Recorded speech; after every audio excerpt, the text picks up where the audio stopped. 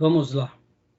Continuando aqui nossa gravação, meus irmãos, nosso 8º dia de aula, nosso último dia, Teologia Sistemática 3, Cristologia, Soteriologia, segundo bloco. Agora vamos para o capítulo 35, Conversão, Fé e Arrependimento. Deixa eu gastar um minuto aqui. Um minuto. Fé salvífica. Fé salvífica. Vamos lá. Vamos tratar numa definição de fé salvífica. Como eu enxergo a fé salvífica? A fé salvífica, na minha concepção, ela vem de Deus para nós. É um presente de Deus para nós. No entanto, na experiência da caminhada cristã, essa mesma fé salvífica, ela acaba, eu diria, abrindo uma nova porta, que seria a porta da fé condicional. E eu vou explicar para vocês. Dentro das promessas da Bíblia, nós temos promessas incondicionais e promessas condicionais. Vocês lembram disso? Promessas incondicionais e promessas condicionais. Qual que é a diferença de uma para outra? Que na promessa incondicional, Deus atua e nós não precisamos fazer nada, porque Ele atua. E nas promessas condicionais, Ele quer uma atuação ativa nossa. Quais são as promessas condicionais que vocês se lembram? Vamos lá. Promessas condicionais. Promessas bíblicas condicionais, que Deus diz, se você fizer... Aquele que perseverar até o fim será salvo. Aí essa você já vai começar pela mais difícil. Aí, mas tudo bem, mas joia, né? Ou seja, perseverança. Mas boa, mas vamos lá. Comentem outra. Vamos para mais. Eu queria fugir das mais polêmicas, mas não tem problema. Faz parte, está dentro, né? Está dentro. Aquele que perseverar até o fim, ou seja, a perseverança está ligado a Deus ou está ligado a nós? Está ligado a nós. Logo, dentro dessa fé salvífica, lembra que eu disse que ela tem o lado incondicional e tem o lado condicional? Dentro da fé salvífica,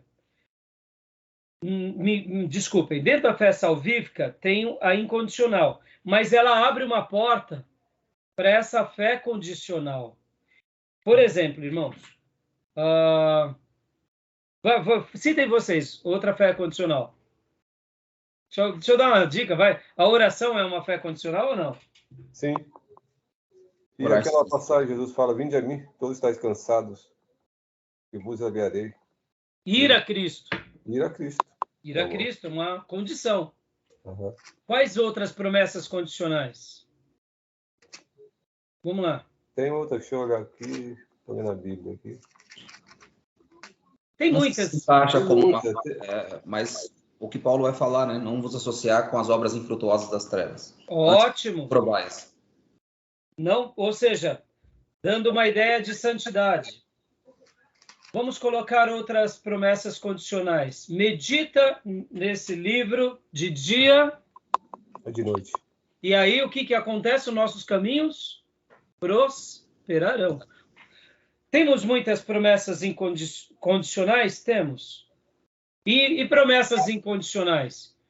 Poderíamos falar que uma das promessas incondicionais é o amor de Deus por nós.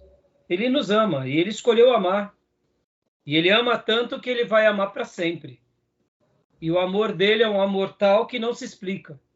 Temos outras promessas incondicionais. Mas para nós, na nossa prática cristã, pode ver que nós precisamos colocar em prática as promessas condicionais. Porque nós precisamos dar uma resposta. Então vamos lá. Dentro da fé salvífica, eu enxergo ela como uma fé que Deus atua em nós da mesma forma da promessa incondicional. É Deus quem gera em nós a salvação. No entanto, na prática dessa fé salvífica, no dia a dia, por isso que eu disse que abre portas. Podem ver a perseverança, a consagração, a santificação, o despojar da velha vida, a mortificação da carne. Isso tudo depende da gente, não depende de Deus. Concorda? Uhum. Então, percebam, mas isso não é uma atitude de fé também? É. Mas aí é a fé como corpo de doutrina? É a fé como dom? Ou é a fé como fé que nos impele a seguir a Deus na semelhança de Hebreus 11? Ora, sem fé é impossível agradar a Deus. Perceba que dentro dessa fé salvadora tem esse lado incondicional, que Deus atua abrindo, tocando os nossos sentidos, mas em algum momento nós participamos. Pode ver que quantas são as vezes que a gente não está com fé de perdoar alguém que nos magoou. Lembra que os apóstolos, perguntando para Jesus, disseram: Senhor, quantas vezes a gente tem que perdoar? E Jesus diz, eles falam 7 vezes, aí Jesus remenda. Não, 70 vezes 7. E aí eles, qual que é a resposta deles? Qual que é? Vocês lembram da resposta? Nesse contexto ou não? Não? Eu não. Ajuda-nos, Senhor, a termos fé. Temos fé, é verdade. O que eles estavam dizendo ali? Aqui é uma demanda de fé. Eu não estou tendo essa fé. Ajuda-nos, Senhor. Por quê? Porque tem hora que para perdoar a gente precisa de fé antes de qualquer coisa. Agora, essa fé é a fé salvadora? Não é a fé salvadora, mas é a fé que está ligada à fé salvadora, só que agora já não é mais a salvadora, porque a salvadora depende de Deus. Mas essa fé, que é a fé que nós precisamos exercitar dia a dia, também não é a fé como dom. Porque a fé como dom é a fé de Jó, é a fé de Daniel, ali é a fé como dom. O justo viverá da fé. Então, que fé é essa que a palavra de Deus está dizendo? É a fé que nos leva a ter confiança diariamente em Deus. Pois sem fé é impossível agradar a Deus, porque aqueles que se aproximam dele têm que crer que ele existe. Ou seja, o justo viverá pela fé. Fé como confiança em Deus o tempo todo, que depende de nós e não de Deus. Ora, pastor, o senhor me confundiu. Por isso que eu disse para vocês que dentro da fé salvífica, na minha concepção, ela não nasce em nós, ela nasce em Deus. Mas em algum momento, na prática da vida, Deus abre uma porta para a gente exercitar essa fé. Que é um combustível, né? E essa fé, eu preciso me posicionar diante da palavra. Porque o diabo meu também crê, né? comportamento precisa confirmar ela. Eu preciso dar passos em direção a ela. Porque não será Deus trabalhando em mim, mas eu pisando nas promessas de Deus, aí Deus libera a sua palavra, o seu cumprimento sobre nós. Por isso que eu disse da promessa incondicional e da promessa condicional. E aqui eu peguei a fé salvadora dentro dessa mesma premissa. Por quê, irmãos? Porque se eu coloco que a fé salvadora depende de mim, eu estou dizendo que a salvação nasce em mim. E eu não creio que nasce em mim. Eu creio que é um presente de Deus como a graça de Deus. No entanto, por isso que eu falei para vocês que as doutrinas da aplicação da redenção, a gente só vai entender elas plenamente pelo poder do Espírito Santo. Porque tem algumas doutrinas, como eu disse na aula anterior, que elas estão muito longe de nós e tudo é Deus quem faz por nós. A eleição, a predestinação. Mas agora, por exemplo, nessa doutrina, conversão, fé e arrependimento, depende de nós. Eu ir à igreja, eu pregar para vocês, eu esperar em algo, eu dizimar esperando Deus abrir porta e janela do céu, isso depende de nós, não depende de Deus. Por isso que é um ato de fé, parece que está ligado à fé salvadora, parece, mas enquanto eu atuo, enquanto a minha fé é ativa, está dentro das promessas condicionais. Quando a minha fé ela não é ativa, ela é passiva, está dentro das promessas incondicionais. É assim que eu enxergo esse conglomerado. Tá bom, meus irmãos? É a maneira que eu vejo, tá bom? Uhum. Deu para entender? Tutorial, né? Eu estou vendo o Gil. acaba que se encaixa com aquilo que o Tiago diz, que a fé sem obras é morta. Acaba que no final corrobora com aquilo que ele disse no livro. O que são as obras, senão a exteriorização da fé interior? Da fé, exatamente. O que é a obra? Eu posso fazer uma obra para me autorredimir. Seria uma fé autorredentora. Está errado. O que é a obra? É a fé pela qual eu fui redimido. É a obra pela qual eu fui redimido. E eu pratico. Então, exatamente, Diego. Exatamente. Então, essa fé salvadora, em algum momento, ela vai ser laboriosa. Quando ela é laboriosa e ela é ativa, somos nós atuando. Quando é Deus atuando, a gente é passivo, porque não depende de nós. Exemplo do centurião, né? Jesus até admirou. Por exemplo, é uma fé. Exatamente. Pode ver que, irmãos, esse negócio de crer muito e esperar muito é importante. Pode ver que aquele pai que tinha aquela criança que se jogava no fogo e que os apóstolos descem do Monte da Transfiguração e ali Jesus estava falando para eles, vocês não expulsaram o demônio? E aí eles disseram, não, nós não conseguimos. Jesus repreende eles, ó geração incrédula. E aí eles perguntam para Jesus, mas como que a gente faz para expulsar esse demônio? Esse demônio você só expulsa com oração e jejum. Aí eu pergunto para vocês agora, ó, o jejum, por exemplo. O jejum, a gente tem uma ideia mística do jejum. A gente acha que o nosso jejum vai melhorar Deus atuando na nossa vida. Qual é o princípio do jejum? Na verdade, essa ideia está errada, né? Na verdade, é uma negação de si mesmo, né? Se eu nego a mim mesmo, eu estou negando a minha vontade, os meus apetites, a minha natureza. E se eu obedeço a Deus em fazer um jejum, já é um ato de fé. Exato, de fé. Exatamente. E no momento em que eu estou negando os meus apetites para buscar a Deus e para me consagrar, logo, o jejum nada mais é do que a ruptura da incredulidade. Exato. É um crescimento em fé. Porque eu deixo de me alimentar fisicamente para me alimentar espiritualmente. Eu como de uma comida que não é dessa terra. Logo, essa é uma demanda espiritual que eu me disponho. Logo, as castas malignas, ao se deparar comigo diante de uma perspectiva que eu tenho bastante fé, cai por terra. Mas eu só adquiro essa fé como? Pela prática, pela obra da consagração. Não é pela intenção. Tem um monte de crente que tem intenção de jejuar, mas nunca jejuou. Ou seja, não vai resolver nada.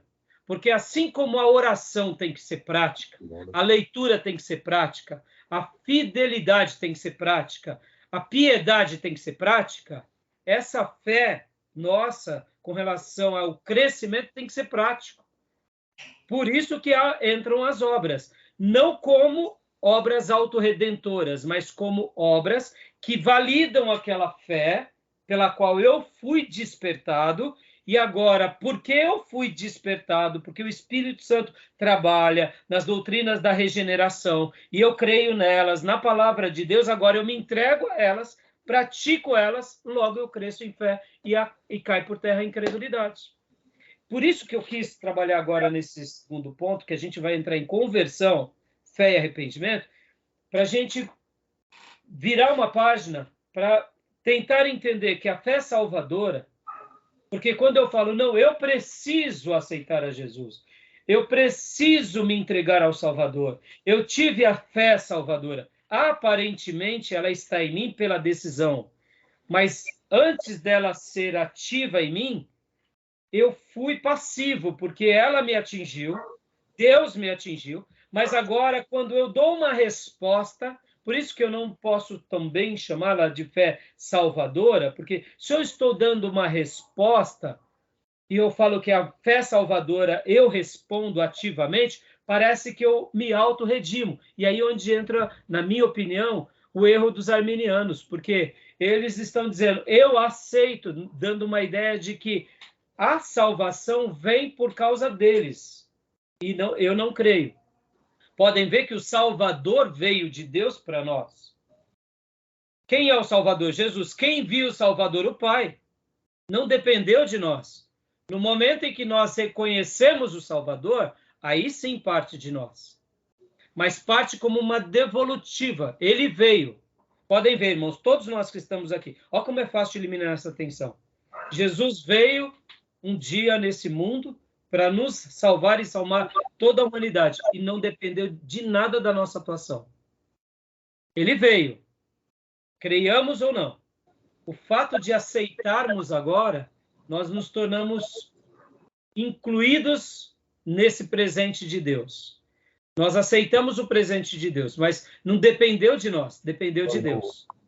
Então, perceba que como é sutil essas diferenciações entre a atitude de Deus, a atividade de Deus, a passividade humana, e ora, entra na nossa atividade, nós nos tornamos ativos, e é como se Deus permitisse, porque ele permite, ele se torna passivo, não porque ele é passivo, mas ele quer uma resposta nossa. Tá dando para entender? Sim, mas acaba que é uma ação conjunta, né, pastor? É exatamente, é uma ação conjunta. Então, mas pela graça. Diga, Júnior. Mas a asseveração o argumento do arminiano, quando ele fala da vontade. Sim. Rebatendo a questão do homem, do exercício da vontade, em que o homem ele não está nulo. Por isso que o arminiano fala, nessa questão. Sim, sim. Ele fala exercício da vontade, porque o homem, se contrapondo ao calvinista, que o homem não está nulo. Ele tem o exercício da vontade. É que, no caso do calvinismo e do arminianismo, eles vão colocar como... seria mais ou menos isso. Aonde se deriva o quê? Qual que é a origem do quê? Né? Mas assim... Exato. Isso, né? isso mas vamos lá então para a conversão, meus irmãos. Conversão. Beleza. Vamos para a conversão. Vamos lá, Gil, leia para nós. Conversão, Gil, por favor.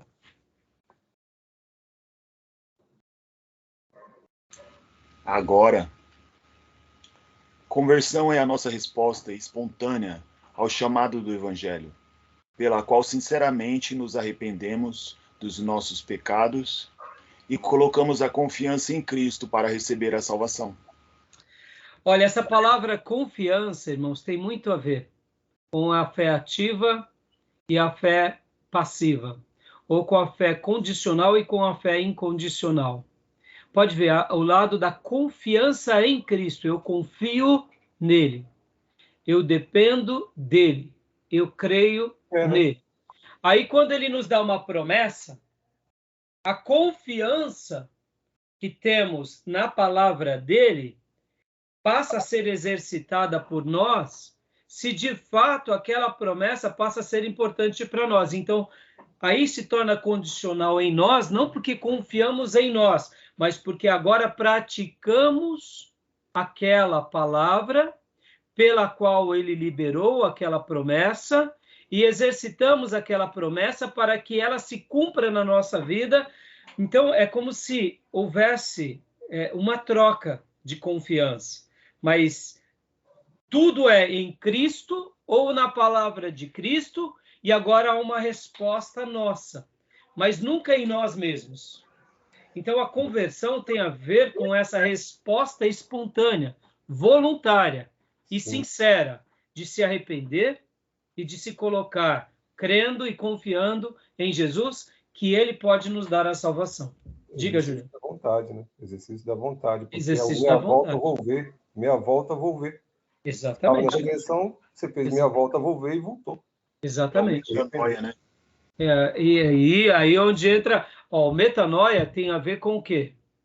Tem a ver com a nossa escolha. Irmãos, olha que interessante. Dentro das promessas incondicionais e das promessas condicionais, quer ver um exemplo bem prático no dia a dia? O dom do Espírito Santo, que Deus nos dá. Isso é uma coisa incondicional, não depende da gente. Concorda? Deus separa um para ser rei, Deus separa outro para ser juiz, Deus separa outro para ser sacerdote, levita. Não foi assim? É incondicional. Sim. Agora, o crescimento e o exercício desse crente, e o exercício desse dom depende de quem? De Deus ou do servo? Do servo, né? Do servo. Ele tem que manter, né? Ele que vai... Aí, olha que interessante. Onde rompe toda a ruptura, irmãos? É muito simples, irmãos. Lembra aquela parábola, só para te falar, que Deus deu os talentos e um enterrou, Exato. e os outros e não multiplicavam? Exato. Inútil, servo. Ele enterra. É. Olha só. Tudo que está entre nós escolhermos entre o certo ou o errado, a direita ou a esquerda, tudo que for escolha tem a ver com a nossa responsabilidade e tem a ver com o quê? Com a nossa condicionalidade. É condicional a nós. Verdade. É simples. Tem escolha, é condicional. Não teve escolha, é incondicional, depende de Deus. Vamos lá. Nós aqui. Você nasceu de forma... Você quis? Você quis. É incondicional. Nós morreremos quando? Quando Deus quiser. É incondicional. Por que somos fruto dessa geração? É incondicional. Poderíamos ser da igreja reformada, do time de Lutero, poderíamos ser da época das cruzadas, ou poderíamos ser da era dos pais da igreja, ou quem sabe da igreja primitiva, ou do Velho Testamento. Deus quis agora. Porque temos um projeto nessa história. Ou seja, isso é incondicional. Agora, a gente escolhe isso? Não escolhe. Mas a gente escolhe como vamos exercitar o dom que ele nos deu. O dom é incondicional. Mas como exercitar esse dom depende de nós. O filho que Deus nos deu, sim, podemos ter planejado, mas como vamos educá-lo depende de nós. O que a gente vai fazer com os nossos recursos depende de nós. Então, tudo que tem uma escolha tem a ver com a condicionalidade. E algumas doutrinas da aplicação da redenção são baseadas em escolhas. Nessas que são baseadas em escolhas, há uma atitude muito preponderante nossa. Naquelas que nós não escolhemos, a eleição a gente escolhe, a predestinação a gente escolhe. Por isso que a gente tem dificuldade de compreender. É incondicional. A glorificação a gente escolhe? A ressurreição a gente escolhe? Não. Mas e a santificação a gente escolhe? Escolhe. A conversão a gente escolhe? Escolhe. Está vendo como que vai caindo por terra as dúvidas e os debates vão ficando mais lúcidos e claros? E a gente vai entendendo essa questão da soberania, da nossa responsabilidade, vai ficando mais límpido. Deus vai tirando os véus. Está entendendo, irmãos? Sim. E em tudo isso, nas doutrinas da aplicação de redenção, nunca percam de vista. Tudo isso é o Espírito Santo trabalhando na nossa vida. Por isso que no capítulo e na parte 4 era Cristologia e o Espírito Santo. E na parte 5 é a aplicação da doutrina da redenção. Ou seja, é o Espírito Santo o tempo todo trabalhando isso em nós. Ora, ele trabalha de forma ativamente e ora, ele quer que nós trabalhemos de forma ativamente. Em alguns momentos, quando ele trabalha ativamente, ele quer que nos coloquemos de forma passiva e creia nele. E quando ele quer que nós trabalhamos de forma ativa, ele se torna passivo. Por exemplo, na santificação. Na santificação, ele dá os caminhos. Ele elimina as pedras. Mas é nós que temos que ser ativos. Na conversão, na fé e no arrependimento, nós que temos que ser ativos. Dá fruto de arrependimento, é nós que temos que ser ativos. Nas promessas condicionais, é nós que temos que ser ativos. Está ficando mais claro, não está, irmãos? Beleza? Tudo bem? Beleza. Querem fazer algum comentário? Não? Então, Dio, leia para nós, por favor. Não precisa ler os textos bíblicos, tá? Ok. Elementos da conversão. A verdadeira fé salvífica inclui conhecimento, aprovação e confiança pessoal. A fé e o arrependimento devem vir juntos. Tanto a fé como o arrependimento continuam por toda a vida. Opa, olha só, percebam que aqui, por toda a vida, é uma caminhada de escolha, de manutenção de fé. Por isso que esses assuntos, para nós, é muito mais fácil. E a fé e o arrependimento devem vir juntos. Agora, vamos fazer aqui só um apontamento bem prático. E hoje, muita gente está tendo fé e o arrependimento está vindo junto ou não? O que vocês estão achando? Sim. Tá? Arrependimento não tem fé verdadeira. Pois é. Tem fé intelectual e não tem fé salvífica. Mas você vê, olha aí a pessoa vai falar assim, mas eu tenho fé salvífica. Não, porque o diabo crê. Aí, o diabo crê. Mas é fé salvífica para o diabo? Não. Ele crê porque é essa fé de confiança. Ele tem confiança que Deus é todo-poderoso. Só que essa fé com confiança que nós nos tornamos, por isso que eu disse que da fé salvífica abre uma porta para a nossa prática, é porque dessa fé como confiança entra a nossa condicionalidade.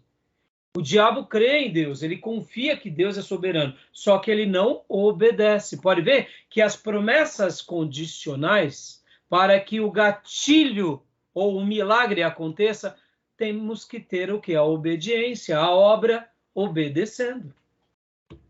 Tá bom, meus irmãos? Agora, para a gente concluir esse ponto, eu acho que esse é um assunto bem fácil para nós.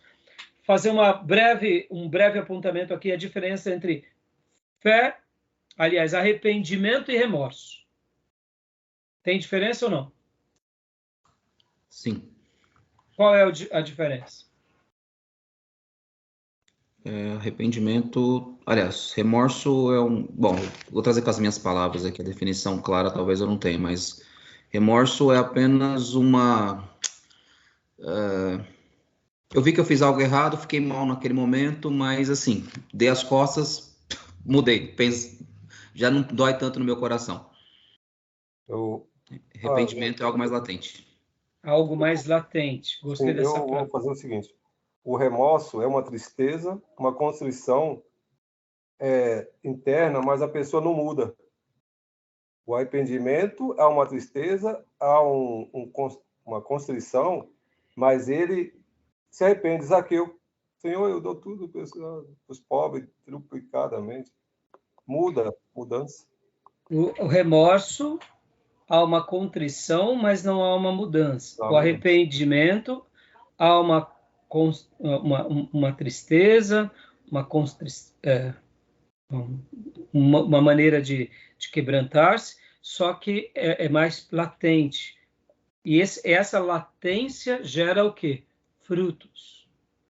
E isso é muito importante. Querem fazer algum comentário a mais? Na verdade, o arrependimento, ele nos coloca em movimento contrário, né? Ele nos faz nos mover em uma direção totalmente contrária. E o remorso nada mais é do que uma tristeza e que continuamos parados no mesmo lugar. Não muda, né? Exatamente. E é importante, irmãos, a gente jamais deixar de lembrar daquilo que João Batista dizia. Frutos. Se é profundo, há fruto. Se há fruto, há reparação. Se há reparação, é porque não foi remorso. O remorso é essa tristeza por termos caído em si, termos cometido um erro ou estarmos sofrendo, mas não necessariamente tem a ver com a salvação. Já o arrependimento, como você disse, Gil, também, ele vai ter uma ação. Ele não tem como não ter uma ação. Eu roubava e não roubo mais. Eu menti e não roubo mais. Eu reparo, como o Júnior disse, como a Zaqueu. Eu pegava dos outros e agora eu devolvo a reparação. E para ficar bem claro esse termo, Paulo ele usa um assunto muito lindo, Maísa, lê para nós, 2 Coríntios 7:10. Paulo ele vai colocar em termos bem claros qual é a diferença do remorso e qual é a diferença do verdadeiro arrependimento. E outra passagem que mostra isso muito claro para nós é a atitude de Judas. Judas, quando ele viu que fez o que fez, ele poderia ter pedido perdão, mas ele preferiu o suicídio. Eu não tenho dúvida que se Judas pedisse perdão, mesmo que ele tivesse morrido ali, a gente tivesse as nossas incógnitas, ele teria alcançado diante de Deus o seu perdão. Porque qual foi a diferença do pecado de Judas e do pecado de Pedro? De Pedro foi pior, ele nega 3 vezes. Tudo bem que Pedro, como Judas, tiveram erros. Só que Pedro, ele errava, e a ideia que nos dá é essa de 2 Coríntios 7:10. Toda vez que Pedro cometia um erro, seja pela impulsividade, seja pela precipitação, seja pela desistência, seja pela impulsividade, seja o que for, ele já se retomava. Judas não. Por isso que João, quando vai falar que Judas já era um ladrão, mostra que ele era uma pessoa que ele estava sendo irretratável e ele estava sendo inconsequente. Ele estava tendo chance de se arrepender, mas não se arrependeu. Bom, são especulações, são objeções nossas, mas quando a gente vê que Pedro nega Jesus 3 vezes, depois do mestre ter falado para ele, você vai fazer isso, e ele ainda vai lá e faz, isso foi terrível. Mas ele demonstra que caiu em si. Pelas lágrimas, não é só pelas lágrimas, irmãos. Lágrimas não diz muita coisa. Porque Saul, chorando em lágrimas, porque ele tinha vendido a sua primogenitura, ele não teve de volta. Porque lágrimas podem, muitas vezes, evidenciar um profundo arrependimento, mas lágrimas também podem evidenciar um profundo remorso. Saul, por exemplo, quando perdoou Davi por 2 vezes, chorou. E eu te pergunto, era um choro do arrependimento ou do remorso? Era do remorso. Porque quando Saul via Davi diante dele, e ele via que ele deveria ser um rei justo, e ele estava sendo um rei injusto, ele estava perseguindo o inocente, e o inocente estava salvando a vida dele por 2 vezes, ele caindo em si diante desse quadro, ele tem remorso, mas ele não tem arrependimento. Então, as lágrimas nem sempre evidenciam arrependimento. Guardem isso. O que vai evidenciar o arrependimento é o quê? É ir na contramão, é o fruto. Com lágrima ou sem lágrima. Pedro chorando amargamente, depois que Jesus fita Pedro, fitar, olhar, Pedro cai em si, chora, e ali Pedro, com certeza, pede perdão a Jesus. E esse texto de 2 Coríntios 7:10 dá um caminho de Paulo tremendo, para a gente entender para sempre o que é o arrependimento, o que é a conversão. Essa palavra conversão é meia volta, né? Ou também, como a gente usa na teologia, metanoia, mudança de pensamento. Eu escolho mudar. Eu pensava de uma forma e quero agora pensar de outra forma. Romanos 12. Eu não me conformo mais na forma do mundo ou das coisas ante Deus, e eu agora padronizo a minha vida na forma de Cristo. Eu pego a minha mente e levo ela cativa a Deus. O que a gente está fazendo aqui? Se não tentar reprogramar a nossa vida para sermos ministros segundo os valores de Deus, não segundo os macedinhos, os desviados, e aí vai. Tá bom? Então, leia para nós, mas, por gentileza, 2 Coríntios 7:10. A tristeza, segundo Deus, não produz remorso, mas sim um arrependimento que leva à salvação. E a tristeza, segundo o mundo, produz morte. Ou seja, né, algumas outras versões, você leu em qual versão, filho? NVI. Alguém leia em outra versão para mim? Eu gosto também das outras versões. Peraí, quem tiver outra versão, 2 Coríntios 7:10. Eu acho aqui. Não entendi, o da Maísa está na NVI? Não, é outra, né? Hã? Não, é NVI mesmo. É NVI? Ah, tá. É 2 Coríntios 7:10. Eu tenho também aqui na Almeida atualizada. Posso ler aí?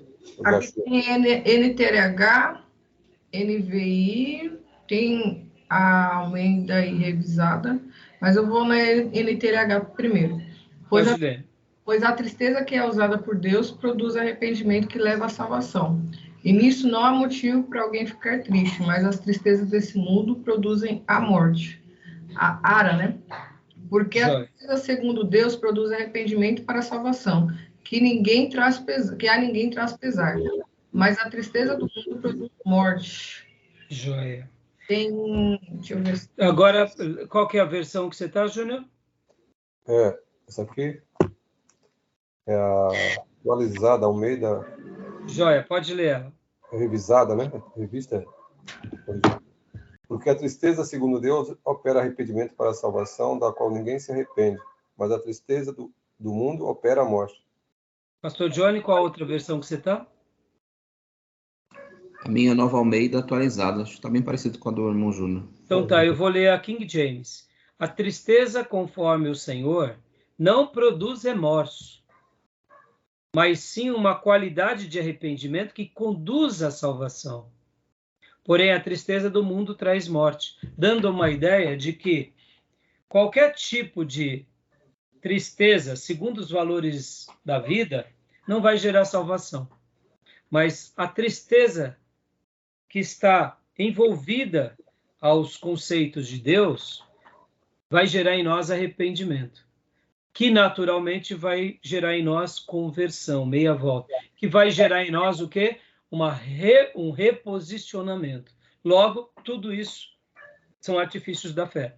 Por isso que a síntese da obra do Gruden é: a verdadeira fé salvífica inclui conhecimento. É isso mesmo.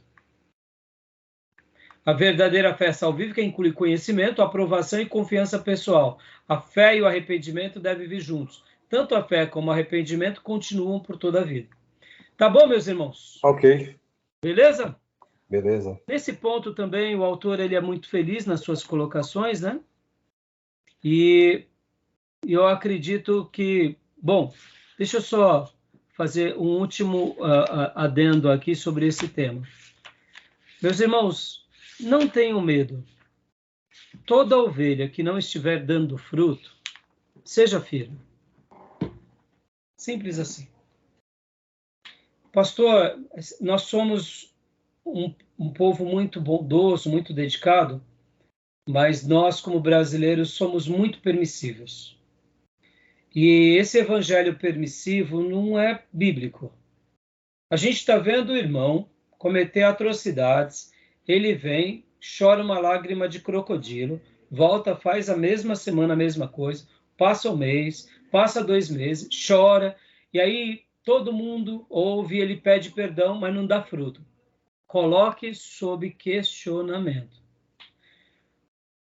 Por que eu falo para vocês serem firmes? É bem simples.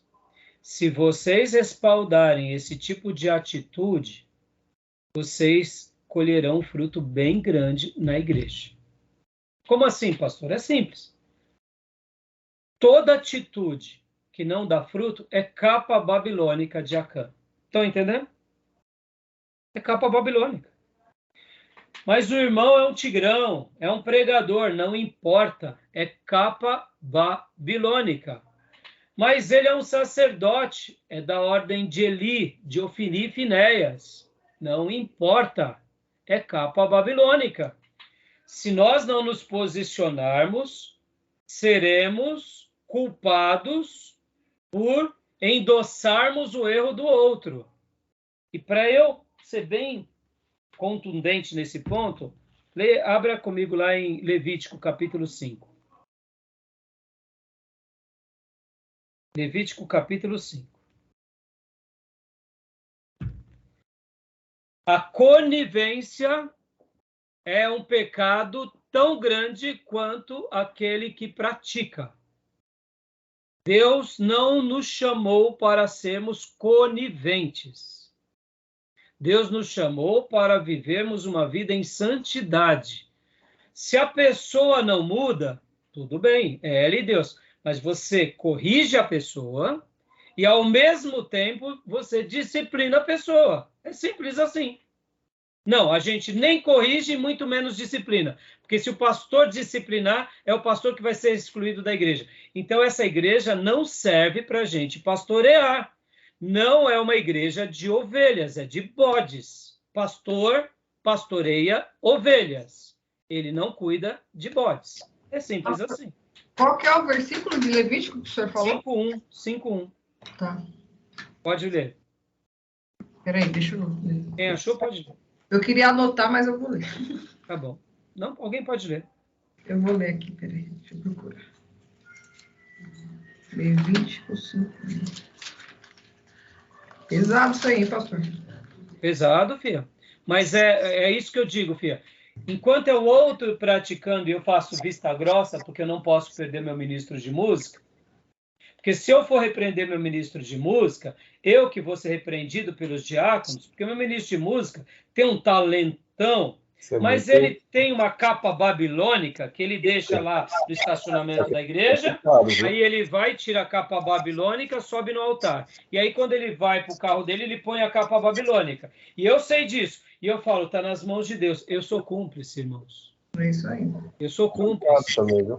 Hã? Você vai exortar também, tem que ter uma coisa muito complicada. Você pode interpretar. Mas você tem que. Mas então, Júnior, aí por isso que a gente tem que ir com humildade, a gente tem que ir com quebrantamento, sendo líderes, não tirando. Mas por que eu estou falando isso? Porque muitas vezes a gente chamou a atenção, corrigiu, a pessoa continua no erro e ele está dando fruto de remorso, fruto de Judas Iscariotes, e a gente está deixando a salva com ele. Não, sim, tem que e aí a gente tem que ter o quê? Um posicionamento. Podem ver que Deus usa quem para corrigir Eli e os filhos de Eli? O menino Samuel. Eu quero um ministério de menino Samuel, eu não quero um ministério de sacerdote ali. Vocês entendem, irmãos? Forte isso. Ó, Levítico 5. Se alguém pecar porque, tendo sido testemunha de algo que viu ou soube e não declarou, sofrerá as consequências da sua iniquidade.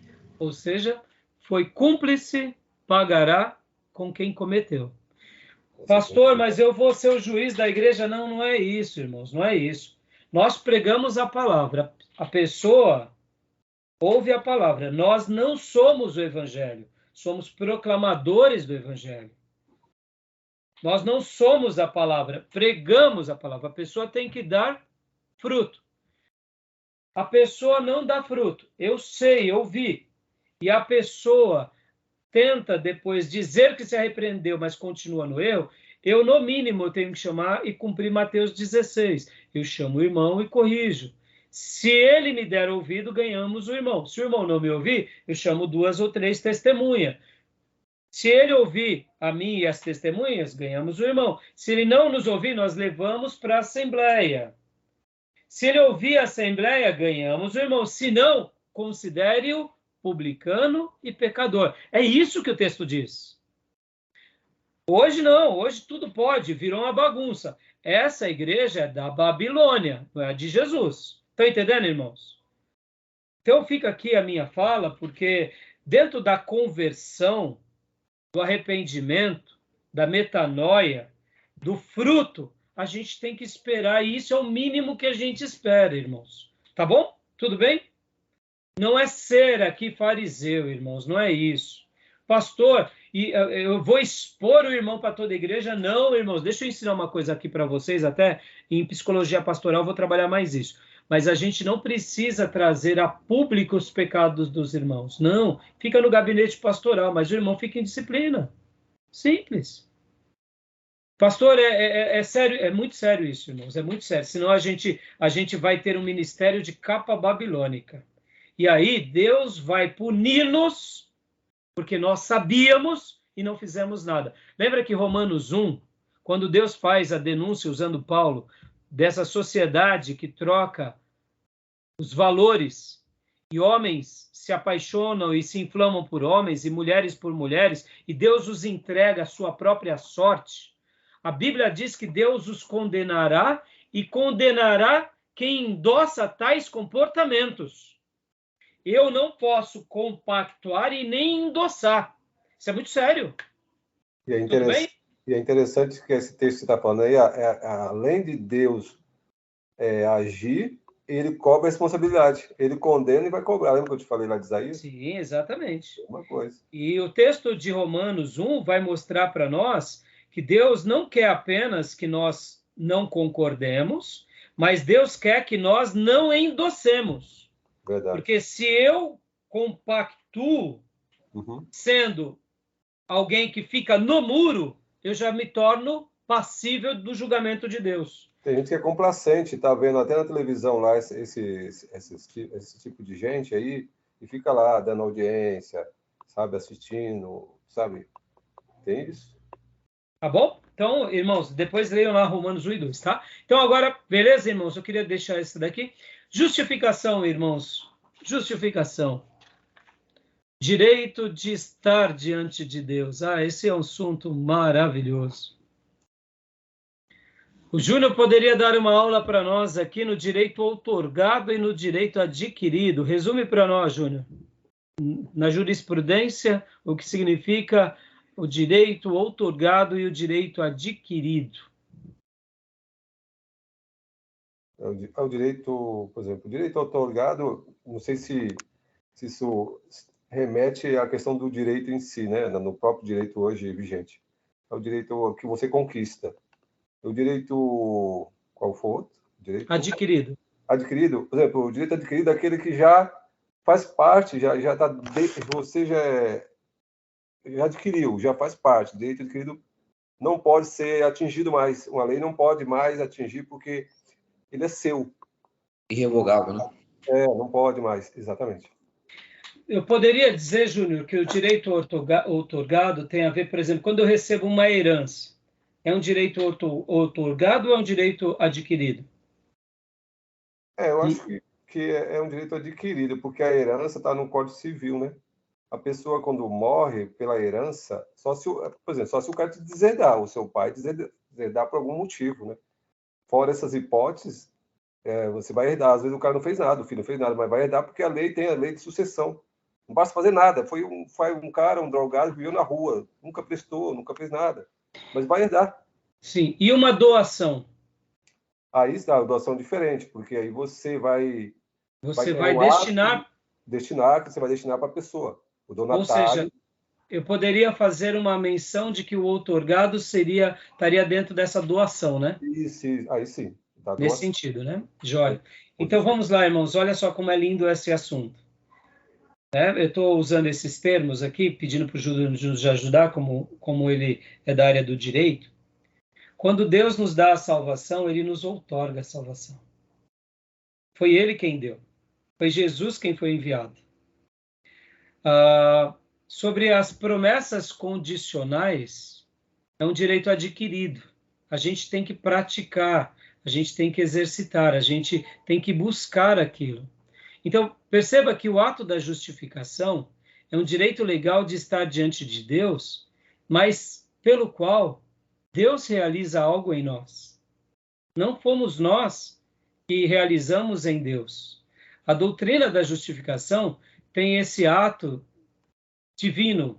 Justificação é um ato instantâneo e legal da parte de Deus, pelo qual ele considera os nossos pecados perdoados e a justiça de Cristo como pertencente a nós e declara-nos justos à vista dele. Ou seja... É um ato jurídico, né? Aí é um ato jurídico. A justificação tem esse lado de um ato jurídico, né, Júnior?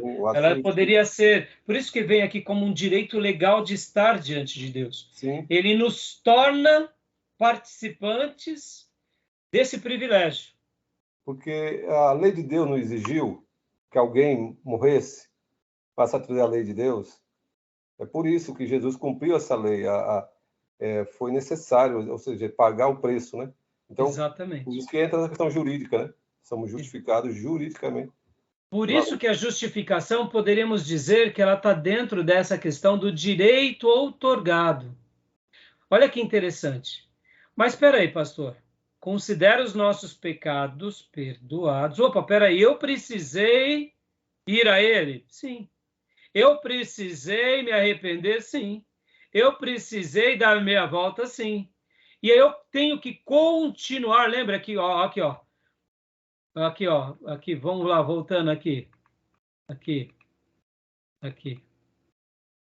A conversão, tanto a fé quanto o arrependimento, continuam por toda a vida.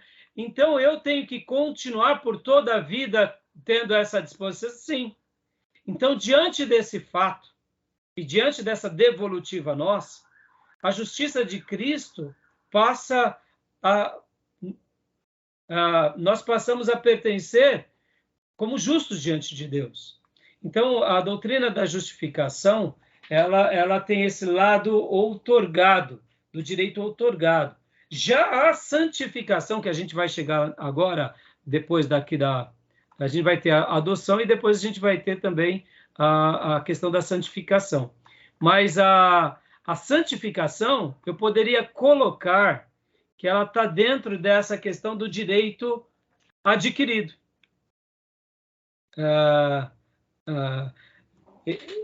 O ato de me tornar santo depende de mim, não depende de Deus.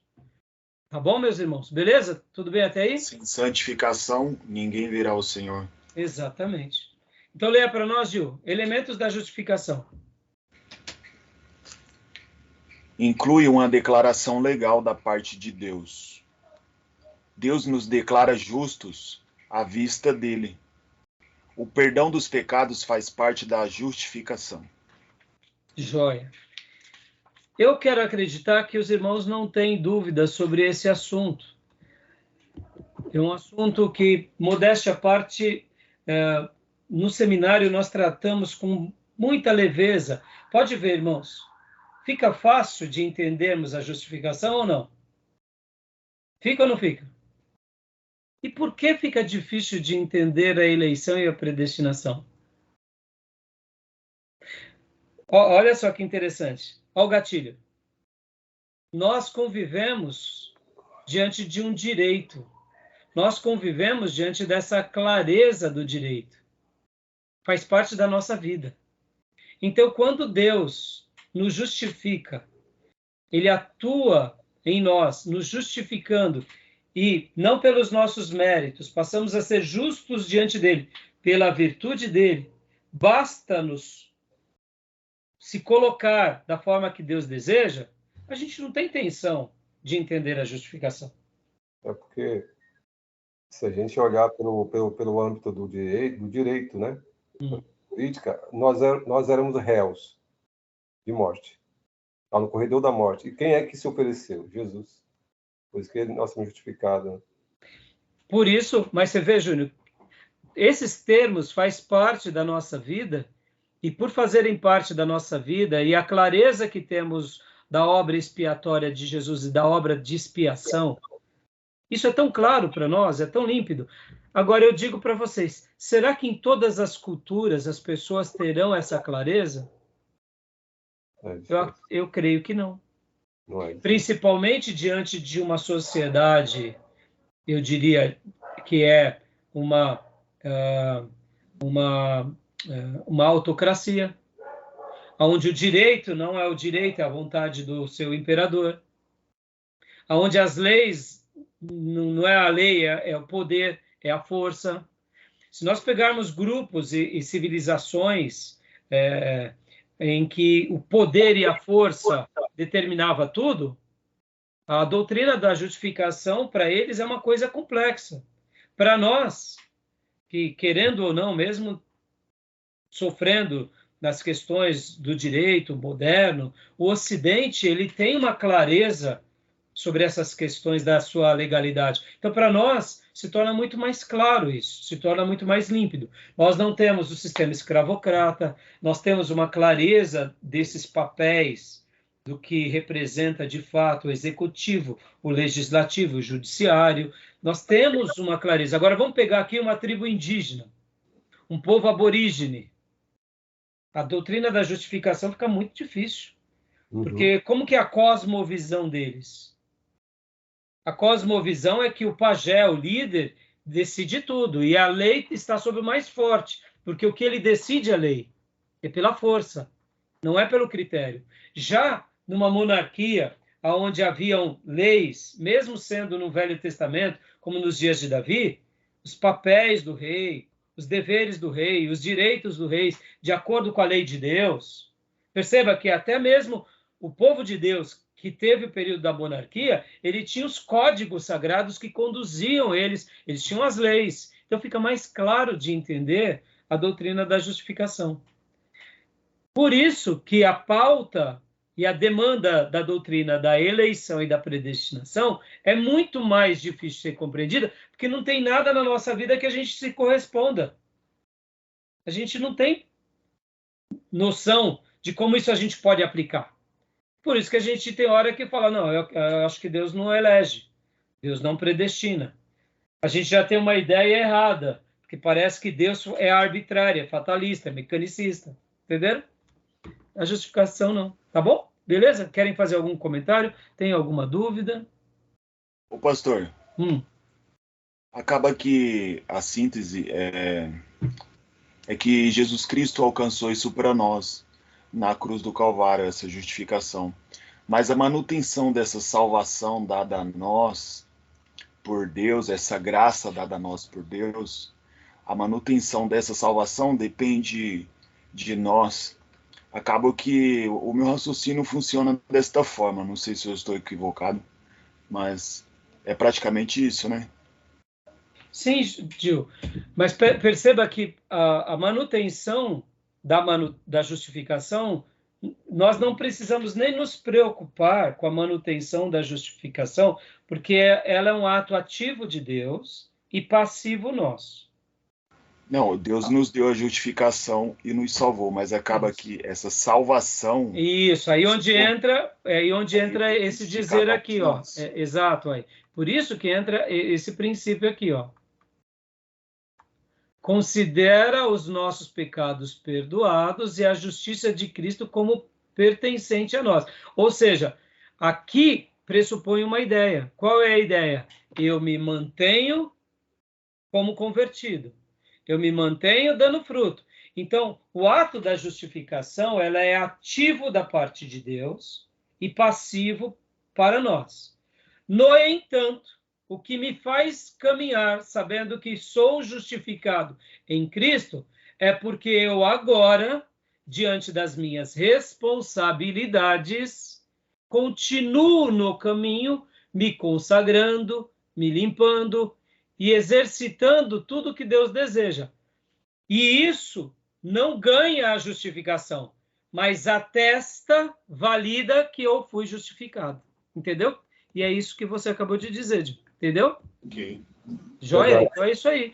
O fruto não está em eu conquistar a justificação. O fruto está, já que eu fui justificado, eu frutifico porque fui. E dou fruto. Por isso que há pouco lemos Levítico. Eu tenho que dar fruto e eu preciso dar fruto. Porque se eu não der fruto, o problema não está em Deus, está em mim. Tá bom? Então, continuando aqui para a gente concluir esse ponto, olha lá, elementos da justificação. Leia para nós, Gil, por favor.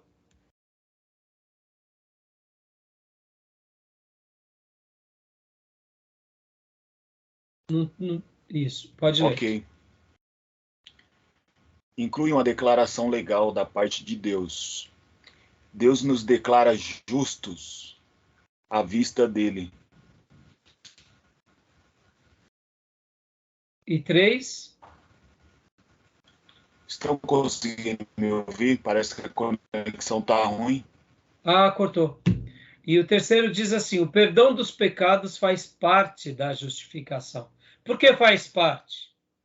Porque é o caminho, é o resultado direto e imediato de que fomos. Ou seja, para Deus, atuar em nós, nos justificando, é um ato dele para conosco. Para nós nos sentirmos justificados, é o fruto do arrependimento que está sempre constante em nós. Tá bom, meus irmãos? Joia? Elementos da justificação. Deus então, pode... Oi? Se eu falar, então, quer dizer, o evento da justificação ocorre com a conversão e arrependimento, só que isso aí vai reverberar em toda a nossa vida. Exatamente. Quando, como você falou, né, que a gente vai estar sempre diante de Deus, né? Exatamente. E sempre rememorando esse ato, esse evento, né? Gostei dessas duas palavras, rememorando e reverberando. É isso aí, Júnior. Podem ver, irmãos, o crente genuíno não vive na prática do pecado porque o pecado já não faz mais parte da sua vida.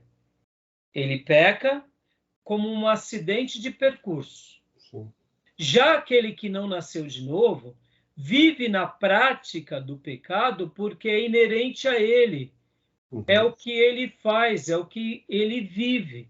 Então, quem não nasceu de novo pratica o pecado por hábito, por influência direta, imediata e por estilo de vida.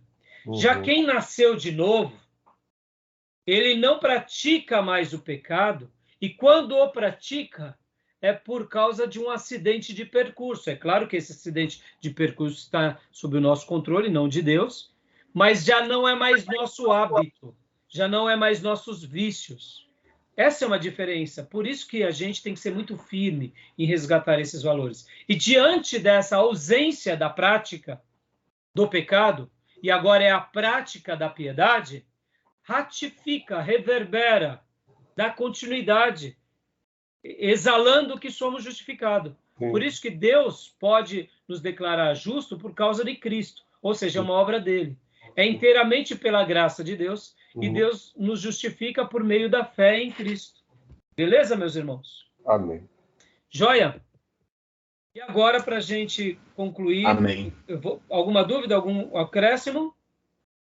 Não? Amém. Eu vou encerrar e a gente vai para o último bloco e a gente fecha, tá bom?